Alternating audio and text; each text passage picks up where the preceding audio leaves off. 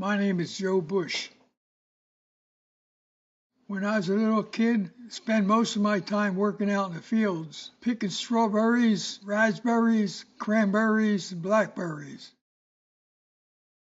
A truck would come out and pick up a lot of farmers and take a soul out to the farm, and we just go out there and pick berries.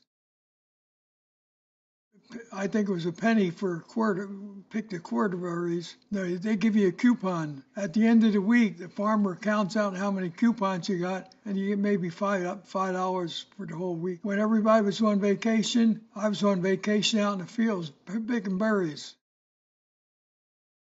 Well, going to school, we lived in a shack that the farmers had set up, and we had one of the pumps, hand pumps, to get water. We get up every morning about 5 o'clock, go out in the fields and pick berries. What you ate was what you get find. In the morning, have a cup of coffee. Well, sometimes we had oatmeal. Me and my brother, him and I went out in the field together. Well, you know those big bale of hay that they feed the cows? The farmer would bring out a bale of hay, and he'd get his wire cutter and cut the wire off the hay and spread the hay out. And we had a big blanket sewed up to look like a mattress, and we get all our straw and shove it into the mattress, take it into the barn on the floor, and the mattress would be about a foot high before we dove into it. Then my brother and I would look up at the sky. We think they were stars. They were holes in the roof. We just fall asleep. And we try to make a nickel. We're trying to make a couple pennies. We worked out behind a machine shop. Machinists would be using a lathe to carve out bronze, aluminum, and when they throw the scrap away, pick up all that remnants from the bronze. And we separate it with a magnet, and we maybe earn about a nickel. And sometimes we would get any money at all. So we wait till the phone rang, the drugstore phone call. So somebody would come out and say, "Would you go down the corner and find out Jones? She's wanted on the phone." And she'd right away run out back from her house and answer the phone from Filzoni's. And we make a nickel. Weekend, we get our 5 or 6 cents and go down to Princess Theater, and that was 10 cents to go to the movie. We go to the movie about 9 o'clock in the morning and leave at about 5 o'clock at night. And we watch this thing go over and over and over. Even John Wayne was in the movie. Anyway, we get our penny left over, and we buy a pretzel. It costs a penny for a pretzel. Put butter on our pretzel. But we would sit and watch the movies all day long, over and over and over. That was on the weekend, whenever we got the money. Then we go to German Kitchen. German Kitchen was a nightclub. We call it German Kitchen because we call it rich people went there to the nightclub. And they parked their car in front of the clubhouse. And we run up to the car and say, "Well, watch your car, make sure nobody touches it." So after a couple hours, they come out and they get a few pennies and throw them on the ground. And we dive for the pennies and pick them up. Every once in a while, there would be some peanuts in the shell still laying on the floor where they threw the pennies down. So we pick up the peanuts too, and then they would open up shells and eat the peanuts. I thought my father and mother was born locally, but we called up Italy one day and found out that they were supposed to have been born Giuseppe Baccio. Later on, it became Joe Bush. I was named after my father. My father was named after his father, Pete. Dad, he worked on a railroad. He was an oiler. He oiled the big wheels on the freight cars. He didn't do much. It wasn't too hot of a job. I had 5 sisters and a brother. My grandparents were from Italy. My grandfather, he was from the northern part of Italy. My grandmother, she was from the mountains. And anyway, they ended up getting married.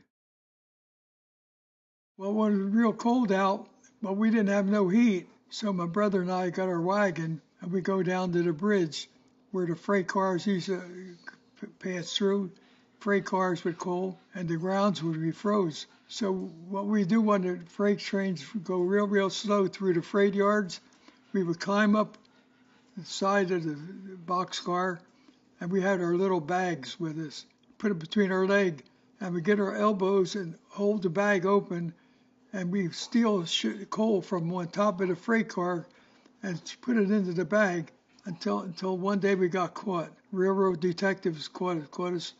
But then we had to jump off the train. Never got caught. I don't think they meant to catch us, just to get us out of there. It was hard to get into the freight cars, so we took our wagon and a pick, and we had a little box, a 2 by 4 box with chicken wire at the bottom of it, and we would dig through the frozen ground and through rocks and coal and dirt and everything else. We fill up this box, little square box, shoveled all the dirt out, rocks, and whatever coal is left, and we would get it and put it in our bag and take it home. So we get maybe, a quarter of a bag, a half a bag of coal, working all day long, and take it home. Then we had to go down to the ditch. We called it Liney Ditch. We found out there was something that burned down by the river, but we picked it, take it home, bring it in the house, and we take it down the cellar and light it for firewood, for heat in the house. All we had was a valve with gas running through it, and we strike a match and lit that little flame, and that would take care of the 3 bedrooms upstairs. Dad, later on in life, I guess Mom and Dad didn't get along too good, and they ended up getting a divorce. Mom went to work at Camel Soup Factory. She worked there for about 20 years. She's a forelady. My dad, half the time he'd be laid off. Christmas time would come. We wait till Christmas Eve, and then my dad and my brother and I would go out and we look for a Christmas tree. Well, sometime we get a tree for nothing because it was too late in the year. Christmas Eve, everybody had their trees. Anyway, we opened our Christmas tree up Christmas Eve, whatever we had to put on the tree. But we were happy.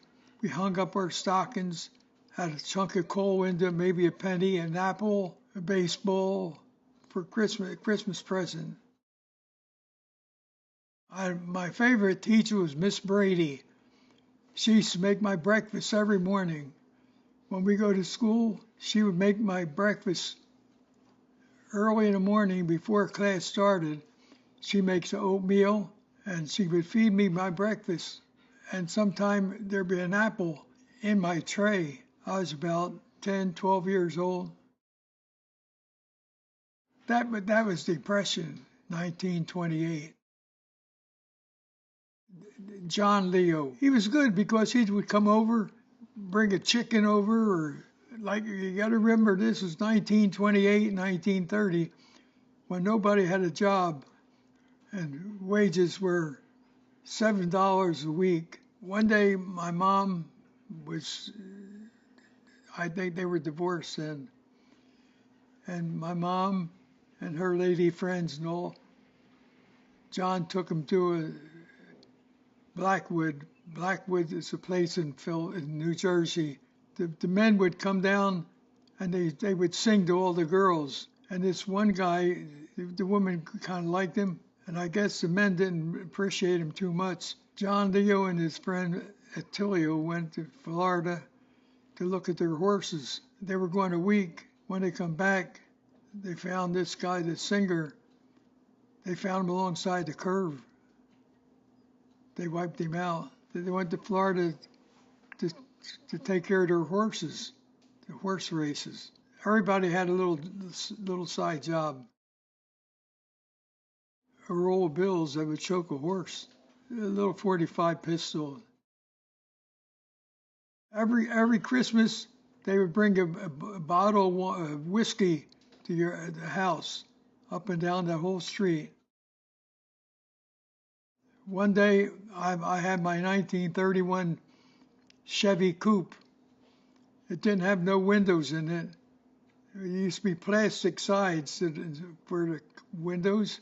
And anyway, I couldn't afford to renew the tag plate, and he wrote me up a ticket. So my brother, his godfather, was the chief of police of that city. He would sit down to play noontime. They'd play cards, and they'd all be playing cards. And every once in a while, somebody would walk in the pool room where they're playing cards, and they pat the chief of police on the back and pat him, "How we doing?" And at the same time, a bill would go into the chief's pocket. While he's playing cards, the bill would just go back to his pocket. Anyway, I went to the chief and I said, "I got a $2 ticket here. Could I get it paid off?" And he said, "No, we can't. The coupon had already been sent to City Hall. You can't do nothing about it."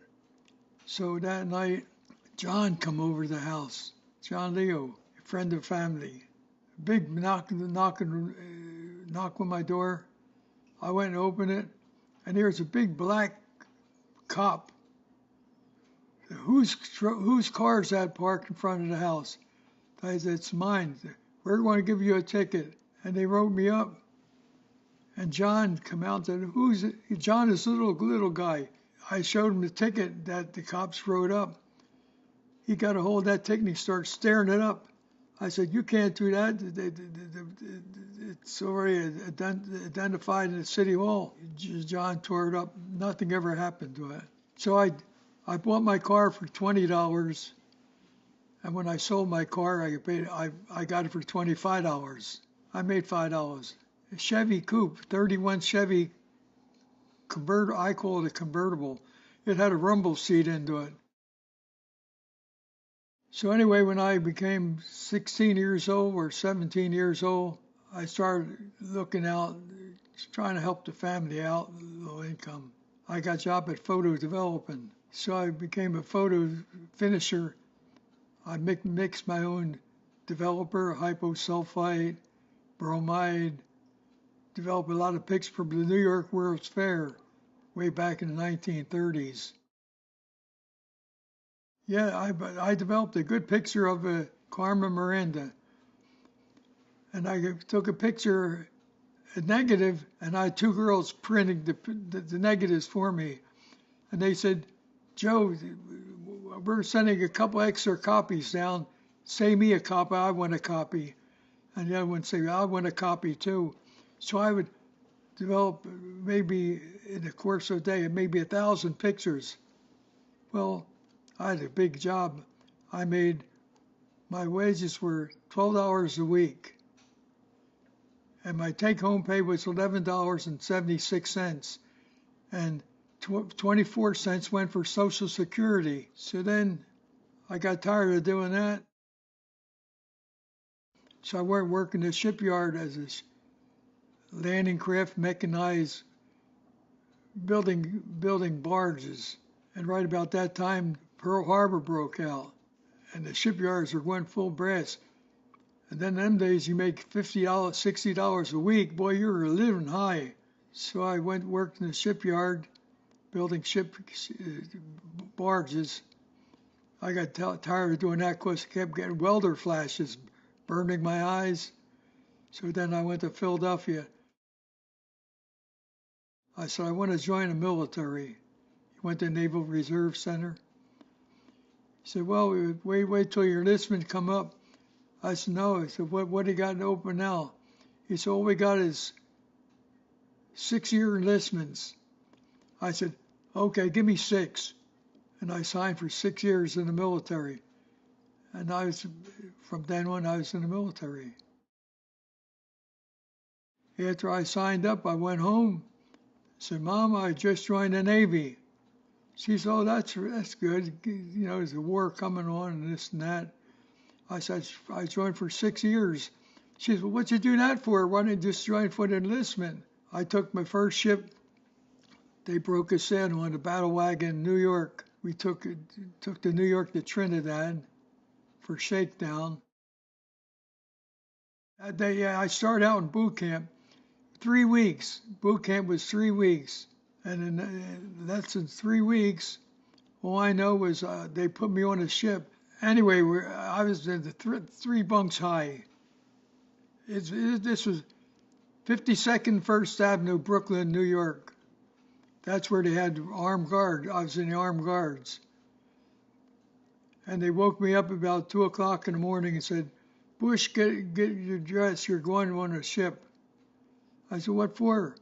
"Never mind. Get in the back of the pickup truck, and we were going to take you down down by where the ships were." So I relieved a guy, a sailor, got in a fight, and the ship had steam and red lights at the door, and the kid got hit, and he fell down and banged up his head against the light, and he was a sight setter on a gun. And they said, "We need a sight setter, one who could do the range and reflection." I pretty well broke in on math, up 100, left 3, and all that junk. Anyway, next thing I know, I was on the MV, the motor vessel Cape Henry. Cape Henry, on my way to Africa, East Africa. We end up in Mozambique. Well, we were in a convoy, but then the convoy broke away from us. We had to get somewhere in a hurry, and we went through the Panama Canal. We ended up in Cape Town, the coast of South America. I come up through the Indian Ocean. There was 35 in the convoy, the second ship I got on. The first ship I was on, there were 7 when we got around the Horn, when we got around Cape Town. There was only 3 of us left. Well, the submarines got them. The first trip, the submarine kept following us. The German submarine kept following us in. And they wouldn't let us through the gates of Cape Town. They said, "Hell," they said, "we can't let you in. Your ship has been declared as being sunk." I said, "Hell, I'm on this ship here. It ain't sunk. Let us in." And they let us open up the gates. And thank God the submarine, couldn't get us. And we were anchored there. And they said that he was willing to take us on a week tour. We were put on a barge, the ship Hippopotamus and Monkeys, and any line if we can find any. They give us a tour of a few days into the jungle. Before we went on the tour, the interpreter introduced us to the chief of that village. We went into the chief's hut. They had a big bunch of bananas, stalks of bananas in the corner. So I went over to grab a banana, and one of the monkeys got a hold of my hand and grabbed my hand and told me to let go of the bananas. So I let go of the bananas. Then told the chief I wanted to take a picture with my arm around his daughter. I wanted to let people know that I had a picture with the chief's daughter. They said, no, you can't do that. My daughter's a virgin. And not allowed. So I went outside, and all the women in the village went in a big circle, and they had their face in this big circle, maybe about 10, 15 women. They had their faces paced in where you couldn't see their faces. And the men were all hiding in the banana trees out there watching from a distance. Well, so much for that. Then we went into the jungle. They give us a barbecue, if you want to call it that. So they barbecued a mountain goat. And they had some red berries that were hot, hotter than hell. And we had goat meat and berries and green bananas. Well, That went along good. We come back, unload the ship. Now we're getting ready to leave. And the natives were down in the hole of the ship singing their language. And they would go get cigarette, make motion with cigarette, and we would say clap, clap. And I believe that's where they learned how to jitterbug, because they started jumping around down the hole there just for a cigarette. The native tied the rope around his neck, put a knife in his mouth, and he dove down to get a hole in the hippopotamus with the rope. And they towed the rope back to the village, and the villagers would pull the rope in, and they towed the hippopotamus in, and then they, cut it up. The second ship I went on was 35 boats in the convoy going to Manchester, England, through the Manchester Canal, which was real nice. I remember now they put us the rear end of the ship in the convoy, and to come to find out the reason was our ship was loaded with ammunition. If a torpedo hit that ship, it'd blow everything up, everything around them. But we were going 5 knots, full speed, 8 knots, World War I Liberty ship. Oh yeah, we lost boats. You start out with 35. Well, when I got back from the first trip, the ship I was supposed to go on, one day transfer me from my third bunk up onto this one ship to relieve the guy that got banged up. The ship I was supposed to be on was torpedoed off the coast of Ireland. Then they sent me back to Orange, Texas, to pick up a destroyer. Now I'm on a destroyer escort, and I'm getting ready to convoy duty with the 6th Fleet. And they start out in the battle. I missed out on the Battle of Midway. I come in a little late for the Battle of Midway, and my ship the new ship that I was on, he was named after one of the pilots that was killed at the Battle of Midway. Anyway, we stayed on that ship for the duration of the war, from 42 to 45. Then that was the second ship. But then they were transferring me to Orange, Texas to pick up another destroyer. We got an accident during the South China Seas. The ocean was so rough.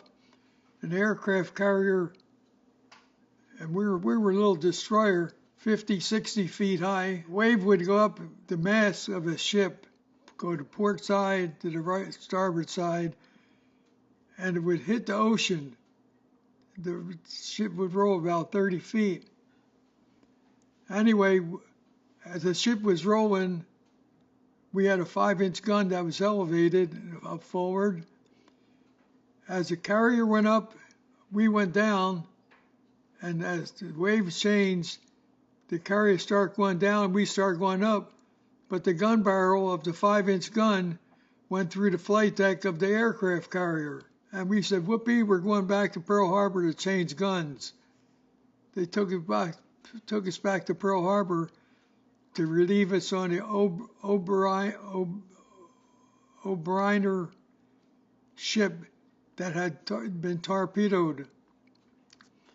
Anyway, we changed guns, and then we head back to Manus Island, and then come back through the Lingayen Gulf, another invasion. The kamikazes were coming down real fast, the airplanes, and I told my director operator, I said, there's a plane up there, and let's get on him. And I knew he was coming in, and without me getting permission to fire or nothing, I told my director operator, fire that plane. So I put selected everyone's automatic fire, and anyway, we knocked him down out of the sky. That night, I got complimented by the captain. Said, nice one, Bush. We got the third, my 40 millimeter gun got the third kamikaze plane, knocked that out of the sky. The second one hit my brother-in-law, become grandmom's brother, Wake Island, and the plane hit that carrier, and that's how Bob ended up getting a Purple Heart. You didn't sleep. They told you put a life jacket. We're going to stand by the abandoned ship. Our ship listed 30 degrees on the side, and we were told to put on our life jackets.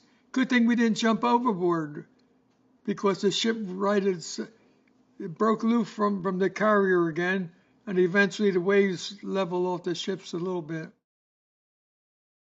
You didn't stay in your bunks. You put your life jacket on and you hang on to something to keep from falling overboard.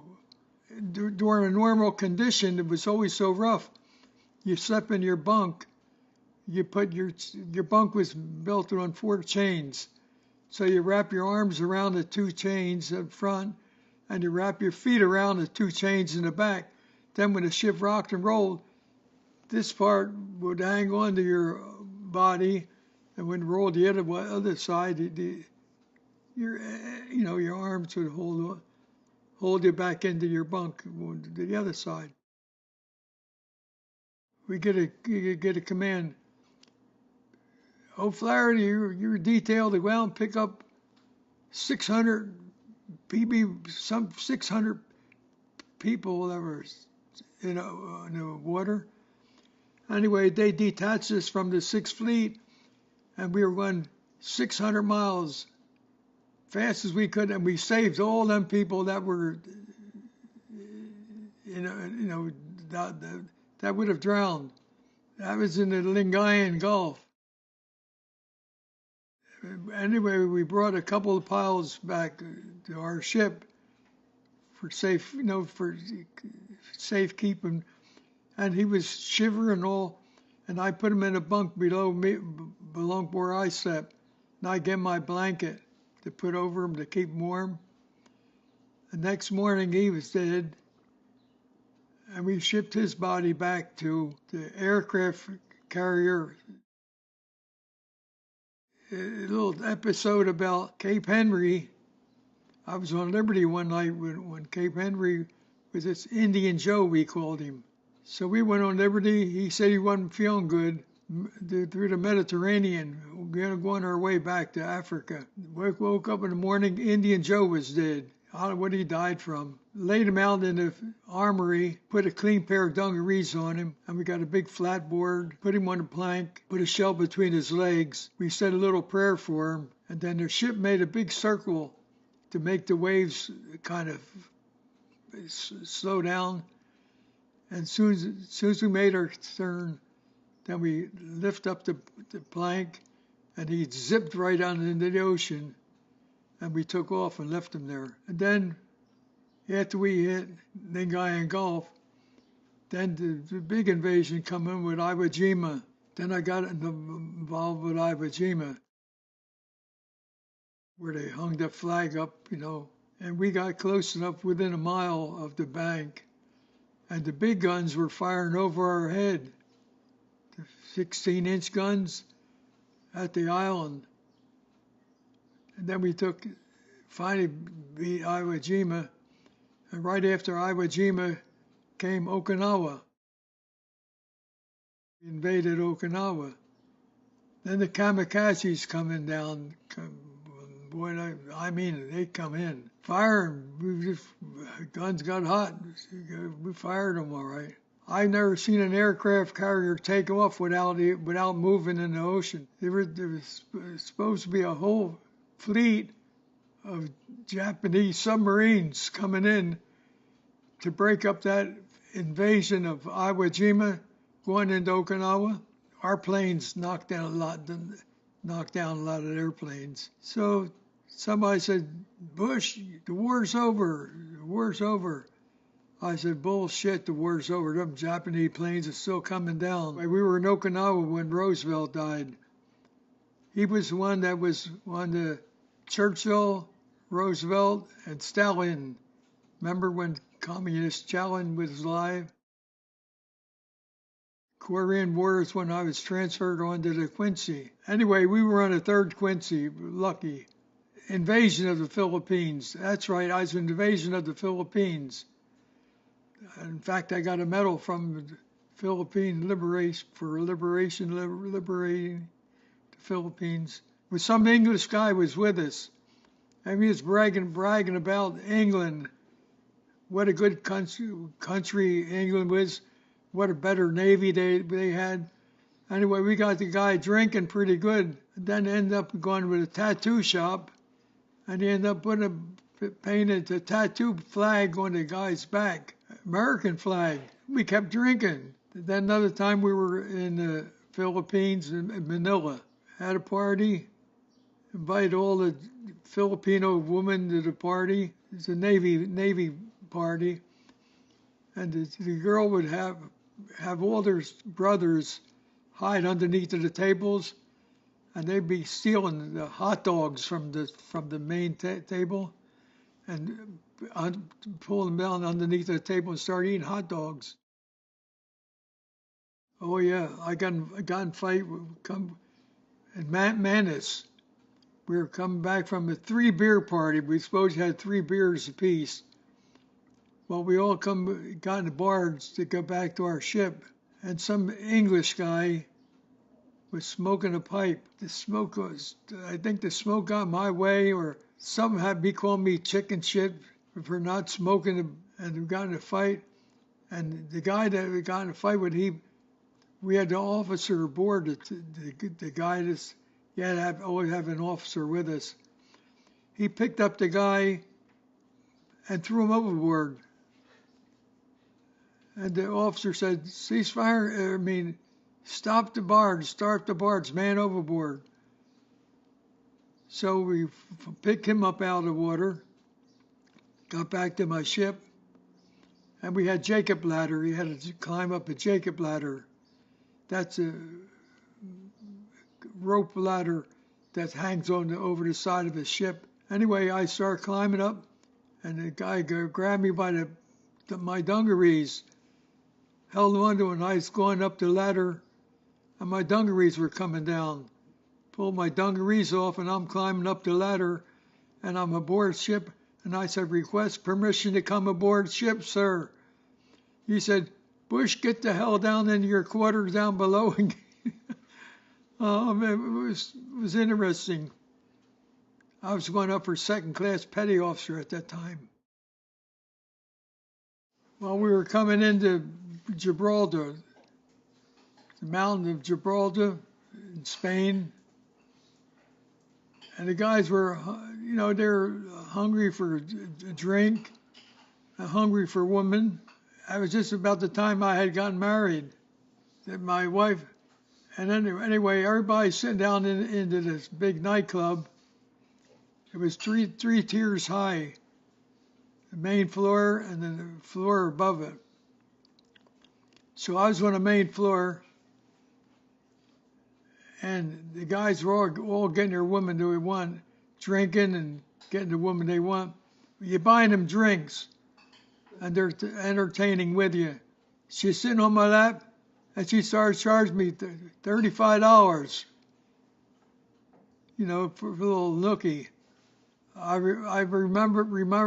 remembered myself. I had just been married, and I had to act like a big shot sailor. Oh no, I'm not interested now. Just the word wore off, and then she said. Then she got it down cheaper. She said, "No, I want you." Anyway, she left mad. And about half an hour later, she come back again. This time, she come back wearing a bathrobe. And she sat on my lap. So she opens up the bathrobe. She said, I want you for love. And she grabbed her around the bathrobe and all. Started necking with me. Had that big red rose in her hair. And then I said, no. And that's where I ended the story. And everybody asked, well, what happened? What happened? What happened? And that was the end of the story. Because I was always a decent guy, they always put me on shore patrol. When I was in Italy, on the Isle of Capri, they put was a couple of guys on that swing. They said, Bush, you're rocking the cable, and we don't want to rock the cable too hard. And you look down below, and they're all making spaghetti and gravy and all that, all Italian people in Italy. And I got them off the cables. On the Isle of Capri, they have a cable car. It goes from the main deck all the way up to the top of the mountains, and there's a nightclub up there. And this cable, it's scary. It's kind of scary when you're up in the air and when sitting on a seat and a cable's bouncing and you're drunk to begin with, and the guy's not care what's happening, and I'm trying to keep the damn thing straight. But that one in France, so me and this police would go up to the hotel and go into all these rooms and find out if there's any American sailors. We got one, hit him with the clubs across his rear end, naked. I said, get the hell out of here before we get in trouble. I got the guy out. The policeman got the hold of the girl by her hair and pulled her off the bed.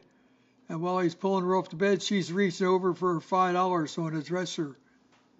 She wanted her $5. Another place in Turkey, Izmir, Constantinople. They have it called a city within a city.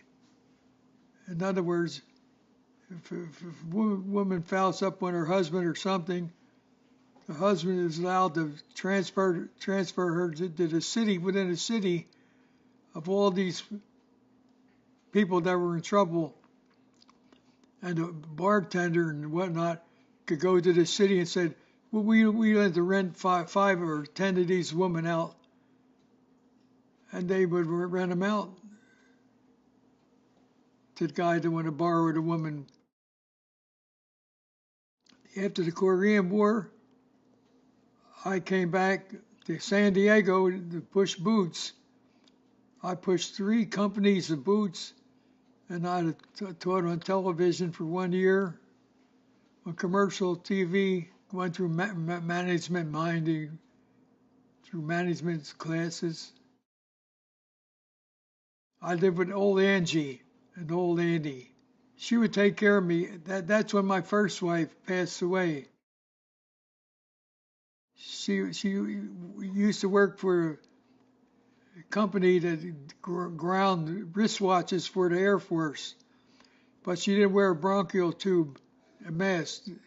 So the tubes got in her bronchial tube throat, and you couldn't, aluminum dust would not dissolve. And anyway, it killed her. And then I went and lived with old Angie. Nice old, her brother was the mayor of Sullivan, Missouri. And I lived with old Florence Chadwick. And Florence Chadwick, she taught a lady how to swim the first English Channel. Florence Chambers. Florence Chadwick taught Florence Chambers how to swim the English Channel. And she was in the Hall of Fame. So I introduced Grandma, my wife. When they were married later on, I said, I want you to meet Florence. Well, she's a big shot. Her parents left her millions of dollars. She didn't have no family. And I lived with old Angie at Hancock Street in San Diego, in one of her houses. And Florence would always come over and visit. And she liked me. Florence said, "You still in the Navy?" I said, "Yeah." She said, well, how would you like to come to work for me? I said, well, what are you doing? She said, well, I owned a hotel, the movie house, all the administration buildings down in San Diego. Would you take care of my business? I said, well, I'm in the military, and I don't want to give up my military. She offered me all this. And had I done that, I could have owned Poway, a good piece of land at Poway. And Florence, her place was right up on top, and she had one room strictly for her wild dogs in a cage, not a cage, big glassed-in. She said, I said, do you remember me, Florence? And she was all dressed up. She was one of these women, when it's time to eat lunch, that you go out to place and they have a fashion show comes before you while you're eating with fancy hats. She wanted me to take over one of them. Have I done that? And their parents died and left them more millions, and I didn't want to go. So she went to Holland, and she imported a whole country, a whole family to take care of her land. Of course, she was from Germany or Holland. That could have been you, Grandpa. Yeah.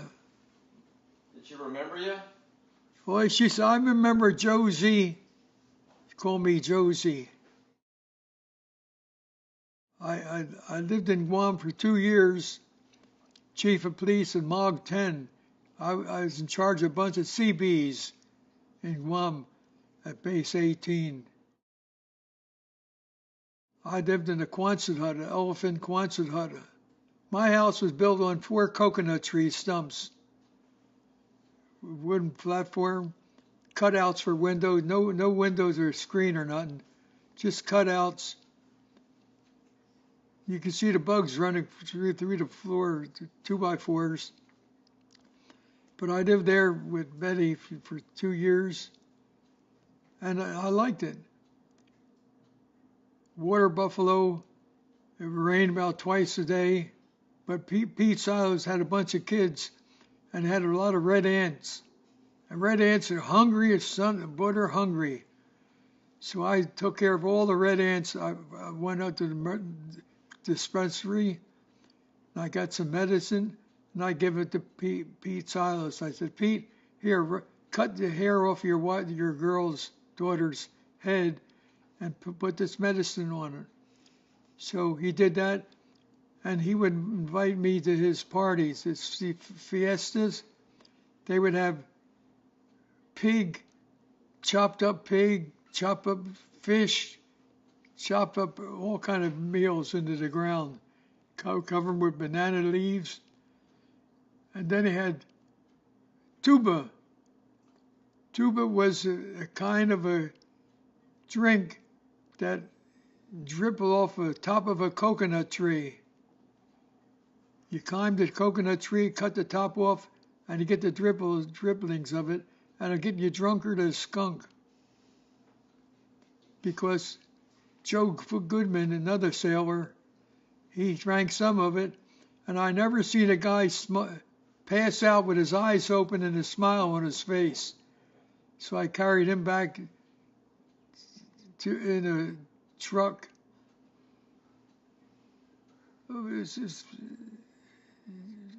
Everything's so nice.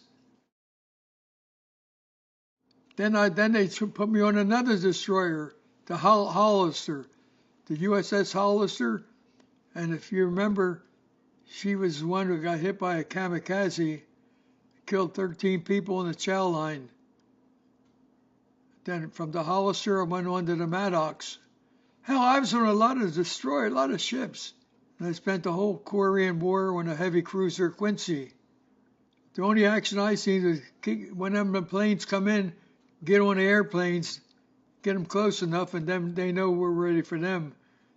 They get the hell out of the way too. Then I went to work at the weapons station at Seal Beach. I went to work there. There's a helper. I was overhauling parts of guns, and then from a helper, I became a mechanical engineer. Then I went all the way up to my own gang of 50-something people, and that's when I became WG14. After WG14, they wanted to send me back to Washington, the Pentagon building, and then I was hiring people at the weapons station, and then the union got after me. You're not hiring enough minority. I just hired the people that's qualified to do the job. So I kept getting hell with Washington, and I decided to quit, and I retired. Give me a retirement check. And that was about it. 63. I was 63 when I retired. I had a good retirement. I married her, and I was 30 years old. So it'd be about 1950 something, wasn't it? Then we started having kids. I was working overhauling these, preparing guns for future use.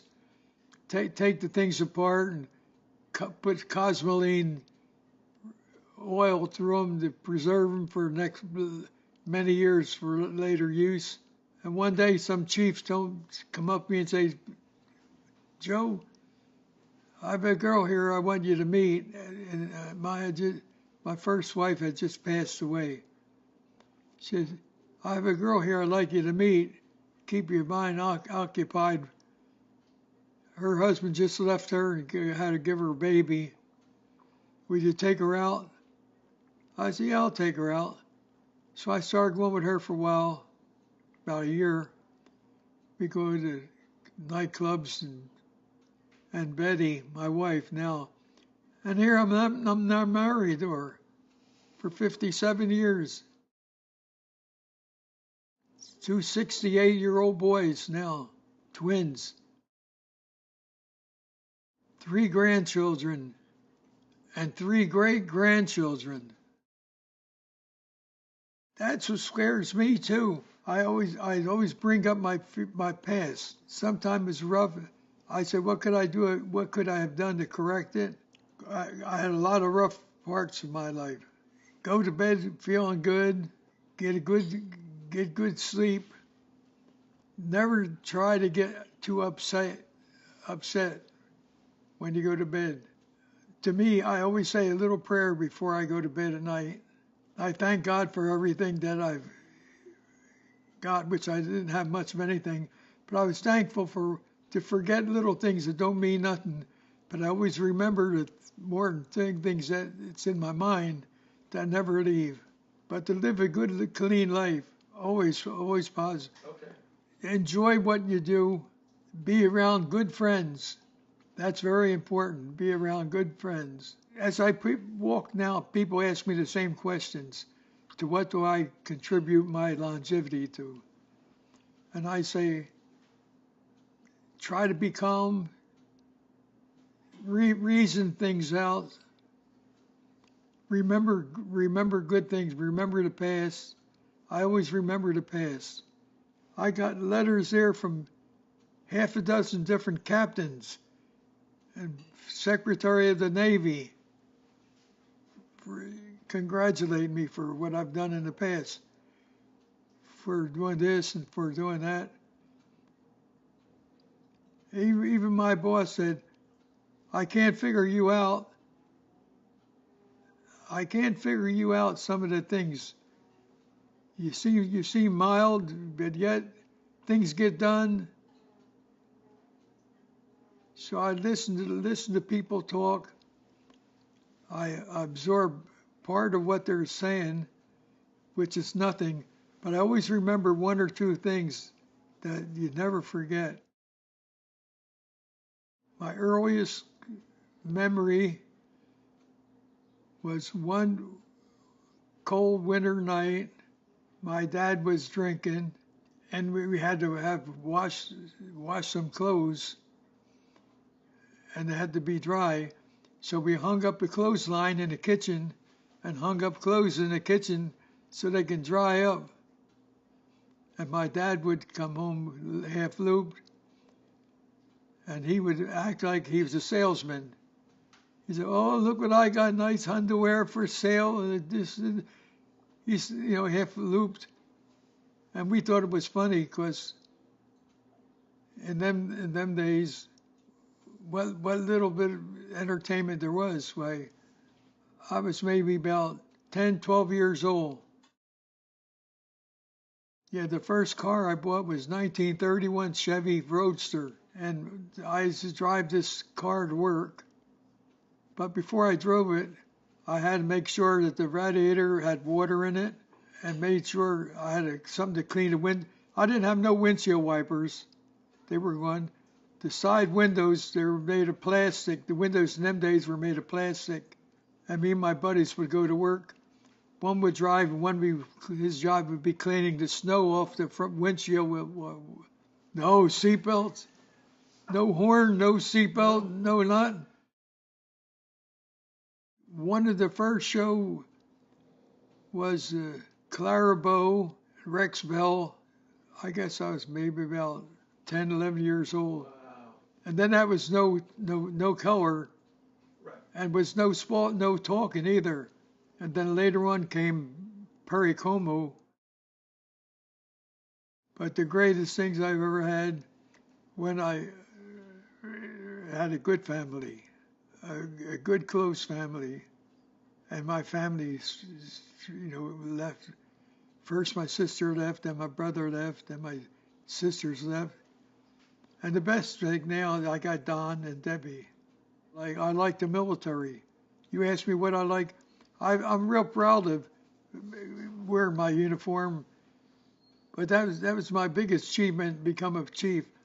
I would have become an officer, but you had to be 35 years, couldn't be over 35 years old at the time.